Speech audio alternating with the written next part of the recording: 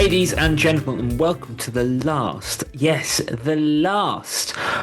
LGPS interviews series. I'm Thomas Parker. I'm joined by the editorial supremo of Pensions Expert. It is Nick Reeve. Hello. I wondered who you were building up to then. Didn't recognise that. Thank you very much. That's the best intro I've ever had. Very excited for the last one. Glad to hear it. So, Nick, who have we got today?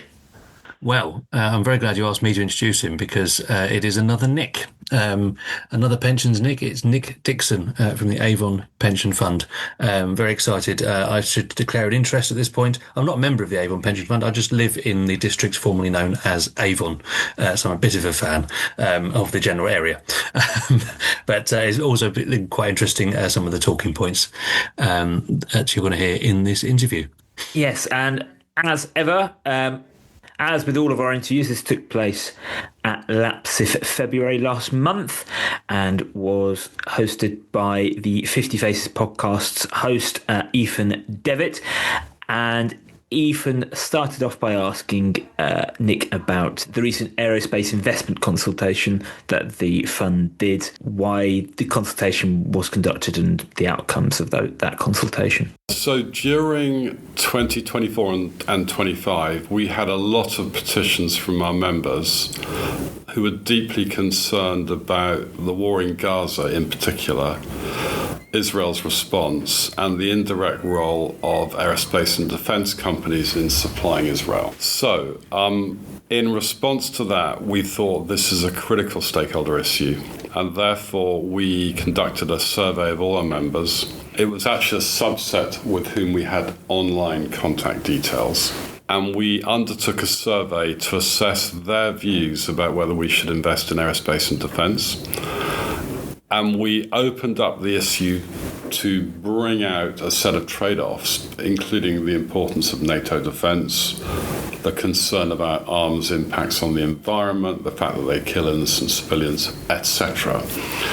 And the snapshot of the survey is that 42% wanted to divest, about 47% said they'd like to remain invested, and about 11% said they didn't know. So out of that, there was not a clear mandate to divest. And therefore, we've decided to remain invested, and the committee confirmed that in December 2025. And I suppose one immediate question would be the participation rate by your members in a survey of that nature. I think often it's surprising to see how low participation can be. Did you have any read on that? Any kind of insights in terms of the general level of interest in this question? Yes, so we issued about 30,000 invitations. We had 2,500 responses. I mean, that's, what is that, 8%, 9%, very, very high for an online survey. Typically, you'd be looking at 2 or 3%. And so we were delighted by the engagement level and by how thoughtful our members were, but also statistically, to get 2,500 members for a membership of 100,000 means it's statistically very robust. And as we saw the surveys come in, they began to converge around those results that I gave you. And do you think this could be the beginning of other similar consultations, other kind of evidence, because it is ultimately evidence gathering in terms of responding to other stakeholders who may agitate for certain other change? In terms of the ease or the administrative burden of this type of a consultation, is it something you could conduct again? And do you think other funds may look to? Yes, that's an interesting question because we've decided that the committee wanted us to make this sort of thing more regular. So we've loosely committed to doing this sort of thing every 1 or 2 years to poll people on different topics, perhaps linked to climate change, their appetite for local investment, etc. Not to make the fund's decisions, but to inform our thinking and to inform the committee about what members think. Other funds are also doing similar things. So Islington now, I know, is conducting a survey on aerospace and defence, driven by similar triggers. And I think one of the funds in the Midlands is as well. And doing it online means that you can have a repeatable industrial process that gathers a lot of responses in a highly efficient way. And then stepping back, I suppose, to the status quo beyond the consultation, what's going on in your world, even as we speak. So you are one of the funds that was originally part of Brunel. You are now moving to LPPI. You're in the middle of that transition process. Can you just give us an update? Here we are sitting in the beginning of February 26 as to where that process is and some of the governance and other, I suppose, obstacles that are between here and full integration. Yeah, so I think there's two strands of work that I'd highlight. One is getting the new organisation set up with legal agreements that all the shareholders sign. So the two critical ones are a shareholder agreement and an investment management agreement, which is the services they'll provide us. Both of those are progressing well. On the key principles, we're all agreed. There are some minor things we need to figure out, but we'll get them signed and agreed well before the end of March. And then the second thing is organising the asset transition. And the vast bulk of the assets can just be transferred in specie. We're not selling and buying things, we're just transferring, with the beneficial owner remaining the same. And then there are some other assets that are more tricky to physically transfer.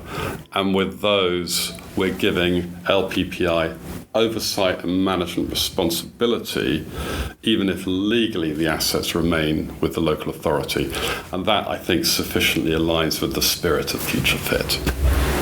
And in terms of the actual transition from one to the other, are you that was all a smooth process in terms of your stakeholders and are there any concerns you might have? There are some concerns about transaction costs at the margin. I stress at the margin.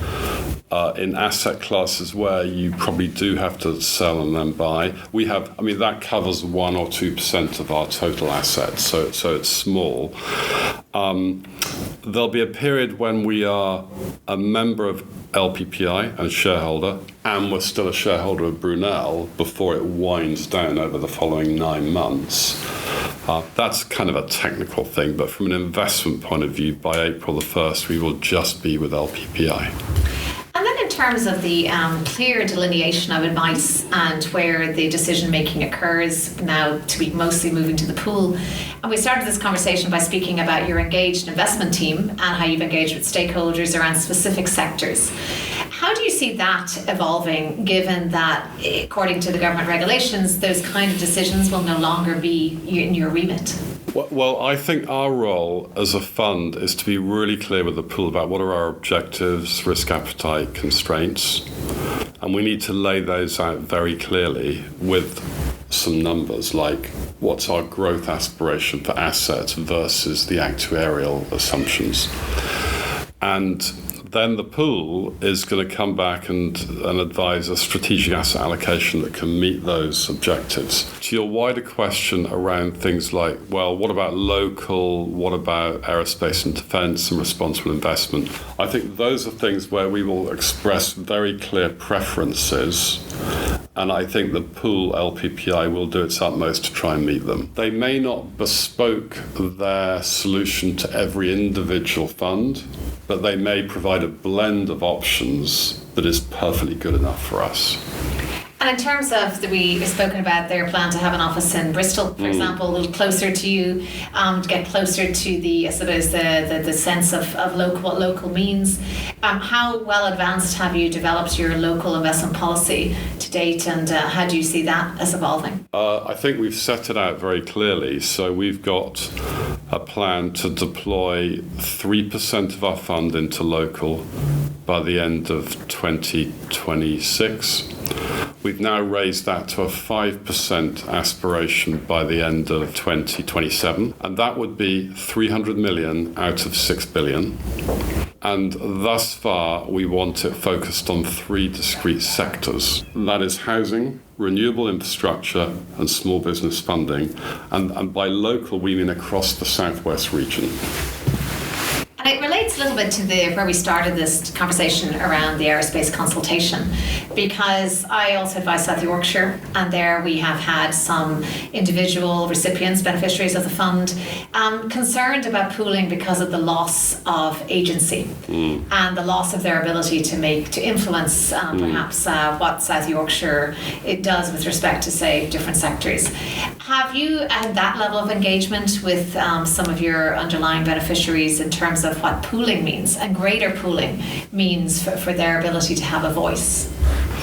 We've explained that to the committee, and the committee is aware that increasingly, the accountability is moving to the pool, and they understand that. And frankly, if it delivers good investment outcomes and what we want it to do, and contributions can go down again, then they'll be comfortable with that. We've obviously not discussed that technicality with members. And I think most of our committee are supportive of the direction of travel, but they're concerned about the detail of the implementation. So that's what we need to get right. And do you think that some of that pressure will then move upstream to the pools? We know that some local authorities have been under stakeholder pressure. If that moves upstream, do you think that will interfere with, or at least how will it influence the pool's ability to invest? And clearly, divestment was written explicitly in the regulations. Yeah. Well, I think part of our role is to shield the pool from that kind of pressure. So I think we need to take the political flak locally and poll our members accordingly. And typically, if you lay out sensible trade-off choices, the one issue demand for divestment tends to go away. If it's a broad theme to do with climate or human rights, then I think that the view of the local funds is going to be more robust and assertive. And provided that view is shared by other funds in the pool, then the pool has a collective mandate to divest accordingly and have a responsible investment policy that reflects the members, the different funds' views. That last point actually gets to my last question, which is around another undercurrent of the regulations, which is around encouraging collaboration within a pool, whether it's around sharing a fiduciary oversight advisor, teaming up to reduce costs when it comes to a triennial, perhaps, assessment of the pool. And it seems that equally that having some commonality in terms of approaches to sectors would also be helpful to the pool and shielding it from some of this perhaps need to be very granular.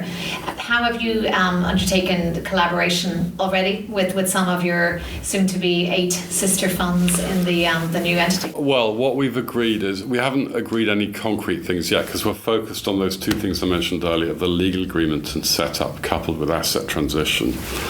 But we've also started discussions about how do we hold the pool to account, and we don't all want to employ 9 different experts to do that. So we're very open-minded about sharing that resource and, if you like, doing it once with the pool collectively rather than all of us doing it separately. But in addition, we do want to have individual scrutiny meetings with the pool so that we can assess them versus our own fund objectives. So it will be a mixture. Well, thank you so much, Nick. This has been a refreshing discussion with a pragmatic voice that is not only tremendous institutional memory within the LGPS, but is a force to be reckoned with in the course of the current set of changes. Thank you for sharing your insights with us. Pleasure. Thank you. Thank you, Nick, and thank you, Ethan. Well, Nick, part 2. What were sort of the key takeaways you took from that interview? Yeah, I'm happy to do the secondary, Nick, for this episode. Yeah, well, I mean, they led straight off with the aerospace and defence thing, and that I remember kind of reading about that and writing about it a little while ago. It happened. Yeah, really, really interesting in terms of member engagement. And there's a lot of stuff we've been reading and writing about. Member engagement in the public sector, private sector. How do you get members interested in specific issues? But also the kind of wider discussion I found quite interesting about those single interest groups that maybe kind of led to this particular consultation, but also, how to manage those interests. I've heard Nick talk about this before in other contexts, but also how he kind of brought that into then the pooling element of that as well, and the whole idea of kind of shielding the pool from political pressure. I thought was an interesting debate there. Absolutely. Well, thank you very much, Nick, for joining me. Just wanted to sort of flag a few things. As if you are a subscriber to the podcast, and if you're not a subscriber to the podcast, why are you not a subscriber to the podcast? Get on Subscribe. Get on it. But if you are a subscriber to the podcast, you will know that there has been a rather large influx of episodes over the past few weeks, including our interview with Helen Whately, which we went out last Friday. If you haven't listened to that, please do. It is really, really fascinating to hear what she has to say. And to be honest with you, it's really interesting to hear us scuttling around Westminster Palace throughout the early afternoon on that Thursday.